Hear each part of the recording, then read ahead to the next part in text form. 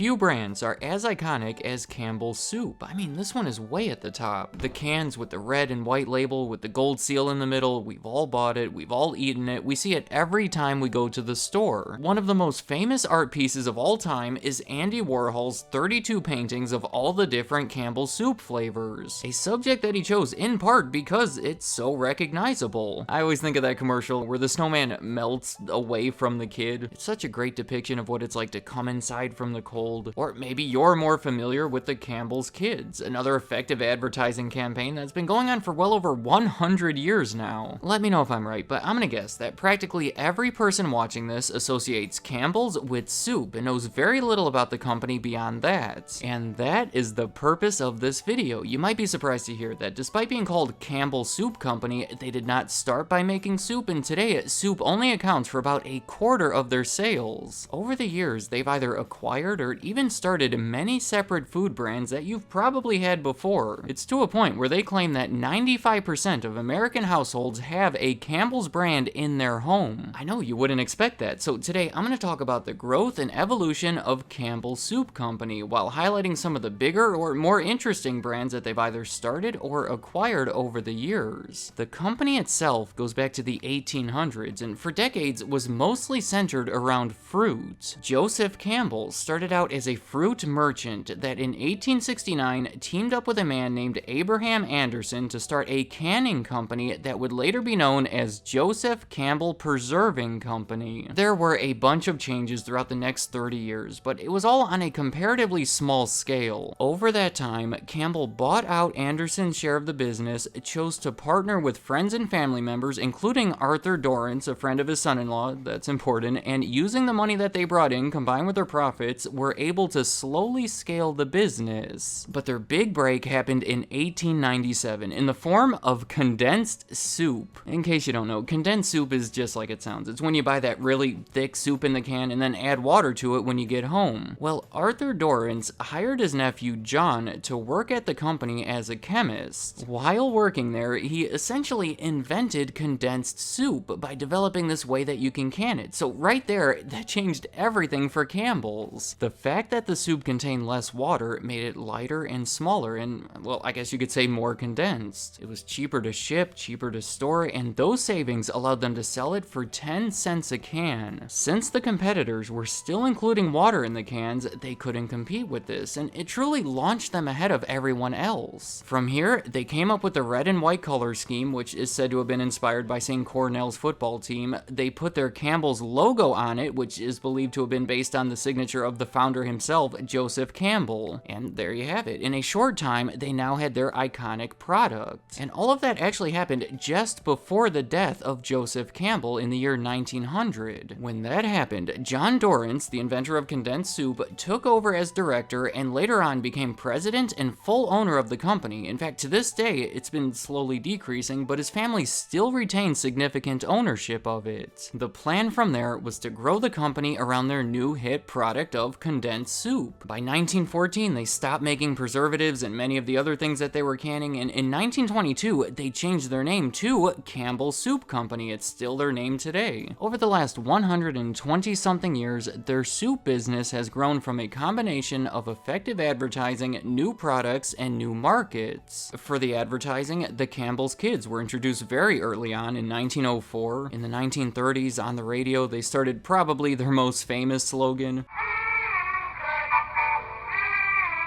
In 1950, they started running television commercials, later on sponsoring the hit show Lassie. As far as new products, I mean, they are forever adding new lines and new flavors. Starting with only 5 of them, introducing the staples of cream of mushroom and chicken noodle in the same year during the Great Depression, growing to 32 of them by the 1960s when they were depicted in Andy Warhol's paintings. In 1970, they introduced the popular chunky soup line, and today it's pretty much countless. I encourage you to just take a look down that soup aisle. The entire thing is filled with different brands and flavors and varieties that are all made by Campbell's. And then geographically, I don't have much to say about this. It was one of the first brands to be sold nationally, and it's pretty much made its way around the globe at this point. Let me know if you live in a country that doesn't have Campbell's soup. Alright, enough of the soup. It is how they became popular, it's how they got their name and their recognition. It was the majority of their business for a long time, but because they were so successful with it, it's also how they got the power to expand beyond it. This is going to be an interesting list. Their first major acquisition that I want to mention was all the way back in 1915 when they bought a competing soup company called Franco-American. They discontinued most of their products soon after the acquisition, but you may recognize the name because 50 years later, that was the brand that introduced SpaghettiOs. Of course, another memorable slogan. Uh-oh, SpaghettiOs. SpaghettiOs is pretty much the perfect food for kids. It's fun shapes that are easy to make and easy to eat. Though in 2004, they actually made the call to get rid of the Franco-American name from the cans in favor of the much stronger Campbell's name. Okay, that was a strong start. I'm always happy to talk about SpaghettiOs, but it does get crazier from here. Jumping ahead to 1948, they acquired V8. They make the vegetable juices, much like SpaghettiOs, the connection there is the tomatoes, and they have yet another memorable slogan.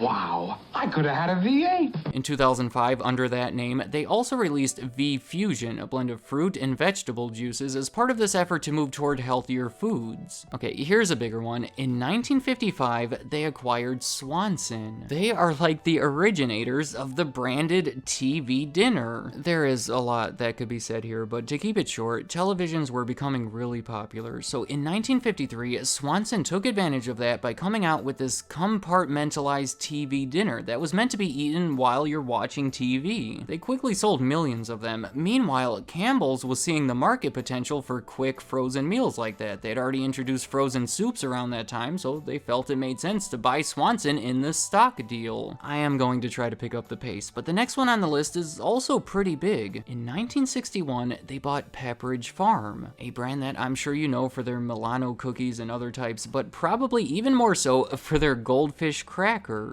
And do I even have to say it? They have another great slogan. A snack that smiles back, goldfish. On a side note, I just learned that those smiles were not added until 1997. They were bought as a relatively small company, and Campbell's is the reason that we all know about Pepperidge Farm. Next on the list is Godiva, the chocolate company. Again, a brand that we would not know otherwise. They started in Belgium, and Campbell's introduced them to the US market by obtaining the distribution rights. The following year, they bought the entire company and started selling them all over the place. However, in 2008, when Campbell's was refocusing and making that push into the health food market, they sold Godiva to a company from Turkey for $850 million. A more surprising one for the list is the fact that they started a pet food brand in 1969 that they sold to Heinz about 18 years later. And then, in the 1970s, they started getting involved with restaurants. Most notably, they bought a pizza chain in Oregon that they grew to 60 locations. Yet again, the connecting factor there is the tomatoes that they use in the sauce. They even started an entire restaurant division when they bought another chain called Annabelle's, but sold both of them by the end of the 1980s. So, if you were in Oregon at the time, you could have eaten pizza at a restaurant that was owned by Campbell's. Another big one is Vlasic, the company behind the pickles, with another great slogan. Vlasic.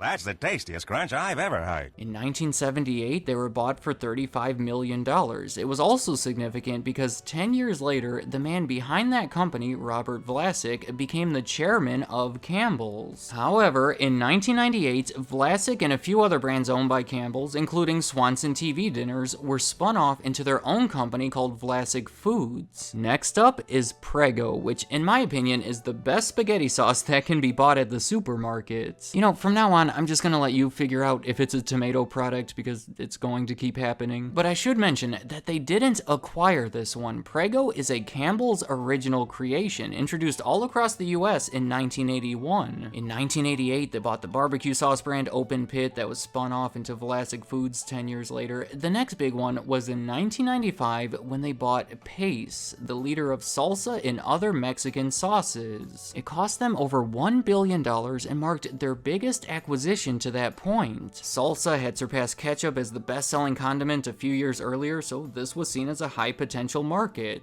Pace had already controlled an estimated 30% of it, so this was a bold move to become a big part of it. I'm gonna jump ahead a bit, directly to an acquisition even bigger than this one. It was in 2012 when they bought Bolthouse Farms for over $1.5 billion.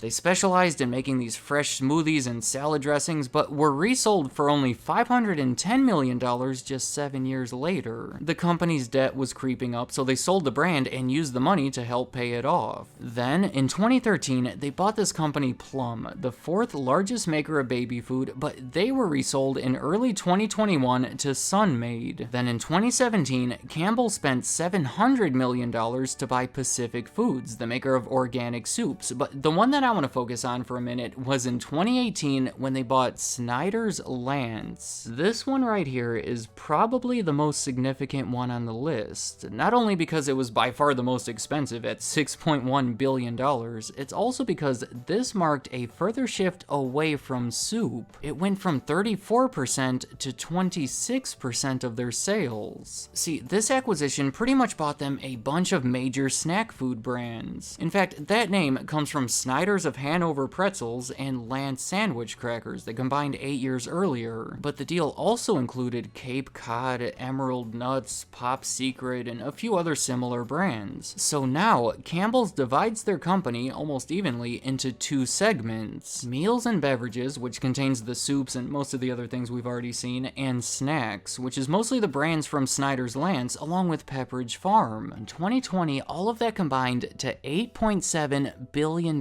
in sales. Let me know in the comments, going in, how many of these brands did you know had any association with Campbell's? I'm guessing not many. It's all there if you're looking for it, but the brand has such a strong association with soup that even as they've grown beyond it over the past century, it still remains their most iconic product. So which ones were you most surprised to hear, and what do you see for the future? Will they ever be recognized as anything more than a soup company? So any other thoughts you have about Campbell's, the brands they've owned, or that snowman commercial, leave them in the comments. I'd like to hear what you have to say.